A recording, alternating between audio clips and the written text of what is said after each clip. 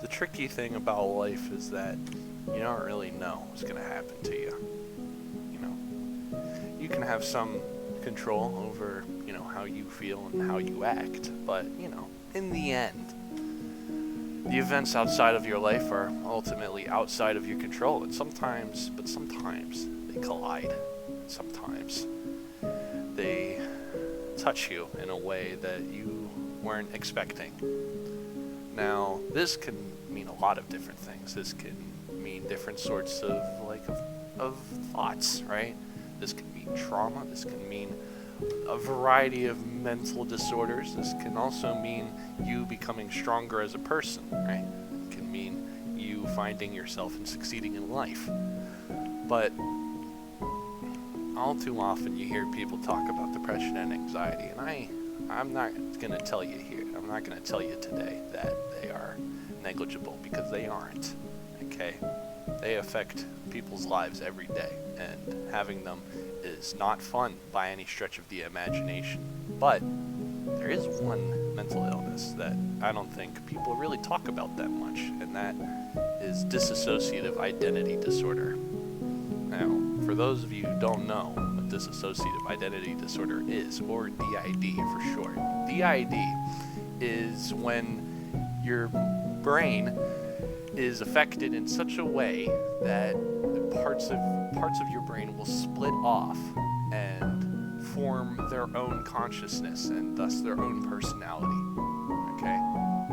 You can have any amount of these personalities in your head from 1 to 100, and trust me when I say that having 1 or 100 or anywhere in between isn't exactly fun.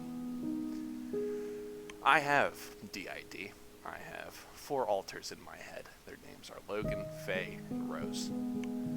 Okay, there's another one in there that doesn't have a name, and as such, I don't think it should really be touched on. I mean, I will talk about him later, but he doesn't want to be on the front lines. Okay, Logan, for me anyway, is the physical protector.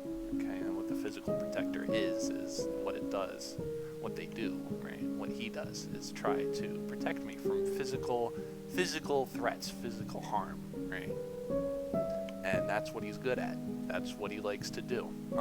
He is his own person, of course. You have to keep in mind that every alter you have is going to be their own person with their own beliefs and ideals, right? And as such, Logan believes in safety, right? Safety physically for me, my friends and my family, okay? And he doesn't care what he has to do to get it. All that matters is that he has it, right? Now, the next one, Faye, right? Faye is also a protector, but in a different aspect. Faye is sort of an emotional protector, right? She is tapped into my emotions in a manner of speaking. She comes from that part of my brain, and she can see these things, right? See the emotions that affect me every day, right? And that will affect me in some way, right? And this is what she does, and she taps into that. Now, Faye, in case, it wasn't already clear, embodies the kind of stereotypical woman thing that, a lot of guys seem to think, right? It's just a woman, right? That being, extremely caring, extremely soft, right? Not willing to really talk loudly, okay? And that's what she likes to do. And you might be thinking to yourself, well, but why would that even be there, right? Because you're obviously a guy, so why would you have a female personality in your head talking to you about these things, right? And well, and the answer is because that is something that I didn't really get during my childhood, right? So as such, my mind broke off a piece of that and constructed, I guess you could say it's a loose term, right? Constructed a personality that by all accounts represented everything that I wanted to have as a child, and everything that, I wanted the women in my life to present to me as a child. Okay, and the last one, her name is Rose. Okay, and Rose is a sexual alter. And what sexual alters like to do sexual, okay? Everything that they do, right, is for the purpose of sex. I mean, it's right there in the name, right? So they like to have these things, right? And they like to proactively go for these things, right? They like to talk about them, right? And this is what Rose likes to do, right? She likes to talk about that. She likes to, she likes to think about that, right? This is her, right? That's her, okay? And I'm not sure how many of you are familiar with the term "dummy mommy." I'm going to use air quotes there.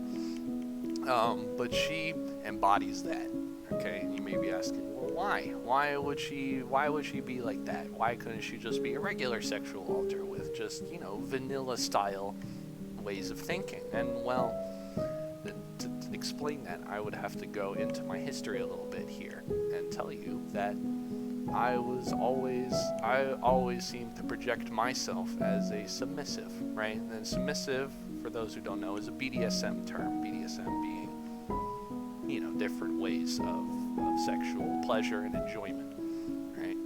And being a submissive means you are at the whim of the other person in the relationship, that being the dominant person, or the dom for short, right? Dom and sub, okay? Now, Rose is the encapsulation of everything that I ever wanted from a dominant girlfriend, okay? Being like that, right?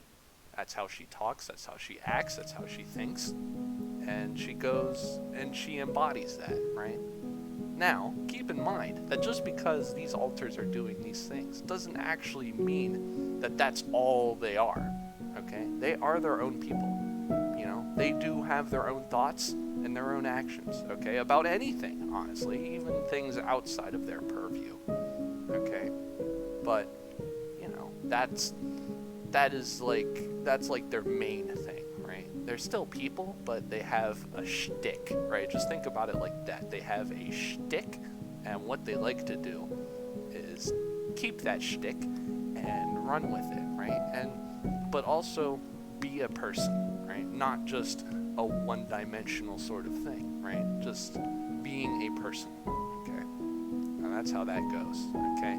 Now, I think for those of you astute enough to figure it out, you're saying, well, Joey,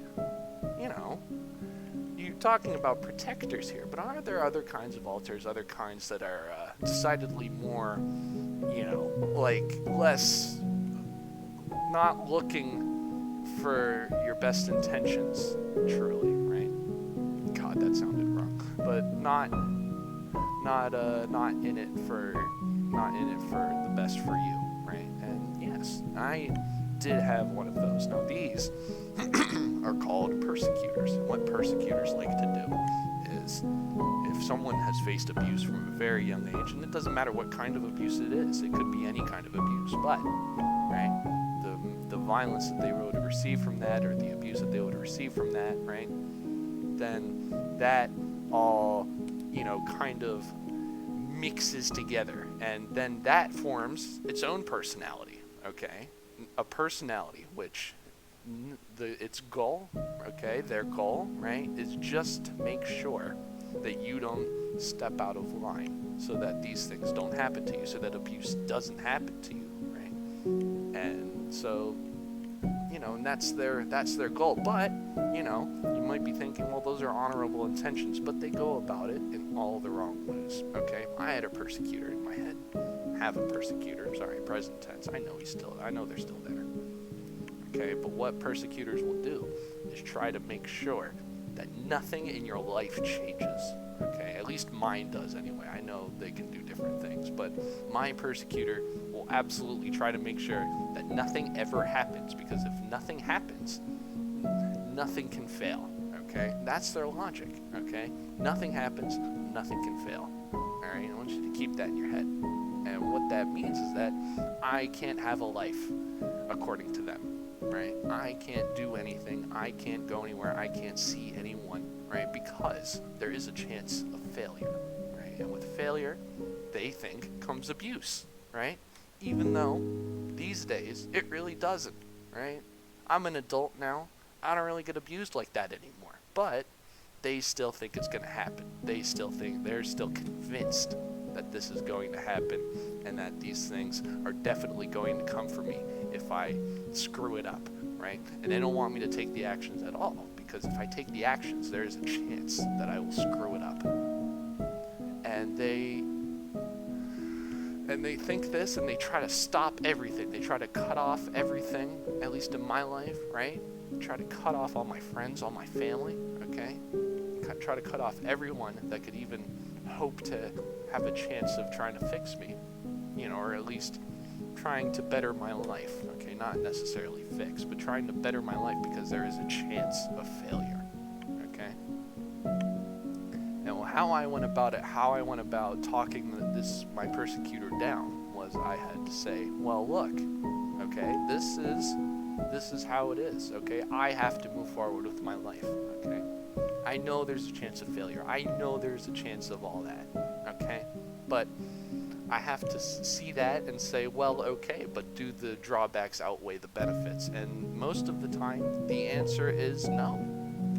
Not usually anyway, okay?